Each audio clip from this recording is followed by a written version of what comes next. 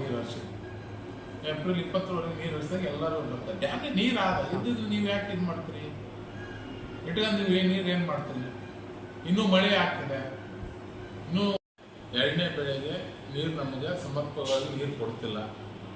ನಿನ್ನೆ ಪತ್ರಿಕೆಯಲ್ಲಿ ನೋಡಿದೆ, ಇವತ್ತು ಬೆಳಗ್ಗೆ ಮಾರ್ಚ್ 23ರವರೆಗೆ ನೀರು ವಾರಬಂದಿ ಮಾಡಿ ನೀರು ಬಿಡ್ತೀವಿ ಅಂತ ಹೇಳ್ತಿದ್ದಾರೆ.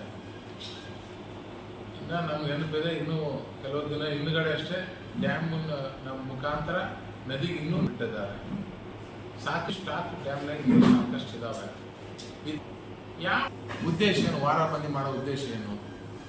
ಮತ್ತು ನಿಮ್ಮ ಪ್ರಕಾರ ನಿನ್ನೆ ಪತ್ರಿಕೆ ಹೇಳಿಕೆಯಲ್ಲೇ ನೀವು ಹೇಳಿದ್ರಿ, ಇನ್ನೂ 124 TMC ನೀರು ನಿಮ್ಮ ಹತ್ರ ಇದಾವ ಅಂತ ಹೇಳಿದ್ರಿ. 124 TMC ಅದನ್ನು ನಾನು ಹೇಳ್ತಿರೋದು ಈ ಡೆಡ್ ಸ್ಟೋರೇಜ್ ಎಲ್ಲ ಬಿಟ್ಟು. ಆಲಿಮೆಟ್ಟಿ ಡ್ಯಾಮಲ್ಲಿ 123 TMC ನೀರಿದಾವೆ. ನಾನ್ಪುರ ಡ್ಯಾಮಲ್ಲಿ 33.31 TMC ನೀರಿದಾವೆ. ಅದರಲ್ಲಿ ಆಲಿಮೆಟ್ಟಿ ಡ್ಯಾಮಲ್ಲಿ ಈ ಡೆಡ್ ಸ್ಟೋರೇಜ್ 17 TMC ನೀರು ಬಿಟ್ಟರೆ 105.46 TMC ನೀರು ಉಪಯೋಗಕ್ಕೆ ಬರೋಂಥ ನೀರಿದೆ. ನಾರಾಯಣಪುರದಲ್ಲಿ 33 TMCಯಲ್ಲಿ 14.76 TMC ಡೆಡ್ ಸ್ಟೋರೇಜ್ ಬಿಟ್ಟರೆ 18.55 TMC ನೀರು ನೀರಾವರಿಗೆ ಉಪಯೋಗಿಸೋಂಥ ನೀರಿದೆ. ಅದ್ರ ಪ್ರಕಾರ ನೀವು ಹೇಳೋ ಪ್ರಕಾರ, ಸರ್ಕಾರ ಹೇಳೋದ್ರ ಪ್ರಕಾರ 124 TMC ನೀರು ಲಭ್ಯ ಇದೆ ಅಂತ ಹೇಳಿದ್ರಿ. 124 TMCಯಲ್ಲಿ ನೀವೇ ಲೆಕ್ಕ ಕೊಟ್ಟಿದ್ದೀರಿ. ಎಲ್ಲ ಕುಡಿಯೋ ನೀರಿಗೆ ಆವಿಯಾಗ ಹೋಗೋಕ್ಕೆ 8 TMC ಅಂತ ಹೇಳಿದ್ರಿ. ಎಲ್ಲ ಹೆಚ್ಚಿಗೆ ನೀವು ಲೆಕ್ಕ ಕೊಟ್ಟರು 42 TMC ಆಗ್ತದೆ. 124 TMC 42 TMC ಹೋದ್ರೂ ಅಂದ್ರೆ ನಾನು ಹೇಳ್ತಿರೋದು ಇದು ಕುಡಿಯೋ ನೀರು ಮತ್ತು ಇನ್ನಿತರ ಬೇರೆ ಕಡೆ ಬ್ಯಾರೇಜಿಗೆ ಅವೆಲ್ಲ ನೀರುಗಳು ಮತ್ತು ಕೈಗಾರಿಕೆಗೆ ಇವೆಲ್ಲ ಉಪಯೋಗಿಸಿದ ಮೇಲೂ ನಮಗೆ 80 ನೀರು ಉಳಿತು. 82 TMC ನೀರು ಉಳಿತದೆ. ಅಂದರೆ 82 ದಿನ ನಾವು ದಿನಕ್ಕೆ 1 TMC ನೀರು ಬಿಟ್ಟರೆ 82 ದಿನ ನೀರು ಬಿಡುವುದು ನಿಮ್ಮ ಪ್ರಕಾರ. ನನ್ನ ಪ್ರಕಾರ 95 TMC ನೀರು ನಿಮ್ಮ ಹತ್ರ ಉಳಿತದೆ. ಆ 95 TMC ನೀರು ನಾವು ಮನಸ್ಸು ಮಾಡಿದರೆ 100 ದಿನ ನೀರು ಬಿಡ್ಬೋದು. ಆದರೂ ನಿಮ್ಮ ಪ್ರಕಾರನೇ ಹೋಗೋಣ.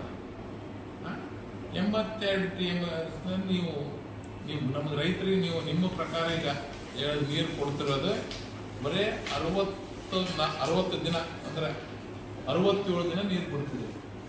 67 TMC ನೀರು ಅಂತ ನೀವೇ ಹೇಳಿದ್ರಿ. ಇನ್ನೂ ನಿಮ್ಗೆ 17 TMC ನೀರು ಉಳಿತಾರೆ ರೈತರು. ಅವನು ಏನು ಮಾಡ್ತೀವಿ? ನೀವು ಮನಸ್ಸು ಮಾಡಿದ್ರಪ್ಪ ಅಂತಂತಂದ್ರೆ ನಮ್ಮ ರೈತರಿಗೆ ಎಲ್ಲಿವರೆಗೆ ಸಮರ್ಪಕವಾಗಿ ಬೇಕೋ ಅಲ್ಲಿವರೆಗೆ ನೀರು ಕೊಡೋಂಥ ಒಂದು ವ್ಯವಸ್ಥೆ ಆಗ್ತದೆ. ಅದನ್ನು ಬಿಟ್ಟು ರೈತರ ಒಂದು ದುರ್ಬಲೆ ಮಾಡುವಂಥ ಒಂದು ಕೆಲಸ ಈ ಸರ್ಕಾರ ಮಾಡ್ತಿದೆ. ಮಾರ್ಚ್ 23ರವರೆಗೆ ನಾವು ನೀರು ಬಿಡ್ತೀವಿ ಅಂತ ಹೇಳೋದ್ರಿಂದ ರೈತರ ಗಲಿಬಿಲಿ ಆಗಂತ ಒಂದು ಕೆಲಸ ಆಗ್ತದೆ. ಡ್ಯಾಮ್ನ ನೀರಿದ್ರೂ ರೈತರು ನೀರು ಬಿಡ್ತಿಲ್ಲ. ಹಂಗಾಗಿ ದಯವಿಟ್ಟು ಇನ್ನೊಂದ್ಸರಿ ಪುನರ್ ಪರಿಶೀಲನೆ ಮಾಡಬೇಕು. ಮತ್ತು ವಿಶೇಷವಾಗಿ ನಾನು ಒತ್ತಾಯ ಮಾಡೋದೇನಪ್ಪ ಅಂದ್ರೆ ಈ ನೀರಾವರಿ ಸಲಹಾ ಸಮಿತಿ ಅಧ್ಯಕ್ಷರನ್ನ ದಯವಿಟ್ಟು ಬಾಗಲಕೋಟೆ ಸಚಿವರನ್ನು ಮಾಡಕ್ಕೆ ಹೋಗ್ಬಾರ್ರಿ. ಬಾಗಲಕೋಟೆ ಸಚಿವರು ಯಾರು ಉಸ್ತುವಾರಿ ಇರುತ್ತೋ ಅವರೇ ಮಾಡ್ತಾರೆ. ಯಾಕೆ ಅಲ್ಲೇ ಇರೋದು ಹೈಯೆಸ್ಟ್ ಕಬ್ಬು ಬೆಳೀತಿರೋದು. ಅವ್ರು ತಮ್ಮ ರೈತರ ಹಿತರಕ್ಷಣೆ ನೋಡ್ತಾರೆ. ಏಲ್ಯಾಂಡ್ ರೈತರಿಗೆ ನೀರು ಮುಟ್ಟಬೇಕಂದ್ರೆ ದಯವಿಟ್ಟು ಏಲ್ಯಾಂಡ್ ಭಾಗದಂಥ ಸಚಿವರನ್ನ ದರ್ಶನಾಪುರ ಅವ್ರನ್ನ ಆಗಿರ್ಬೋದು, ಪ್ರಿಯಾಂಕ್ ಖರ್ಗೆನವರಾಗಿರ್ಬೋದು, ಬೋಸರಾಜ್ ಅವ್ರನ್ನ ಆಗಿರ್ಬೋದು, ಅಥವಾ ಶರಣ ಪ್ರಕಾಶ್ ಪಾಟೀಲ್ ಅವರಾಗಿರ್ಬೋದು, ಇವ್ರನ್ನ ನೀವು ಈ ಸಲಹಾ ಸಮಿತಿ ಸಭೆ ಅಧ್ಯಕ್ಷರು ಮಾಡಿ ಅಂದಾಗ ಈ ಭಾಗದ ಜನರಿಗೆ ನ್ಯಾಯ ಸಿಗೋಂಥದ್ದಾಗ್ತದೆ. ಆದರೂ ದಯವಿಟ್ಟು ರೈತರಿಗೆ ಅನ್ಯಾಯ ಮಾಡೋಂಥ ಕೆಲಸ ದಯವಿಟ್ಟು ಮಾಡಬಾರ್ದು.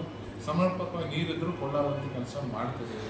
ಸುಮ್ಮನೆ ಆಂಧ್ರಕ್ಕೆ ವೇಸ್ಟಾಗಿ ನೀರು ಬಿಡ್ತಿದ್ವಿ. ಇವೆಲ್ಲ ಸರಿಯಲ್ಲ. ರೈತರ ಹಿತರಕ್ಷಣೆ ಕಾಪಾಡೋಂಥ ಕೆಲಸ ಇಲ್ಲಿ ಜನಪ್ರತಿನಿಧಿಗಳು ಅಧಿಕಾರಿಗಳು ಮಾಡಬೇಕಾಗ್ತದೆ.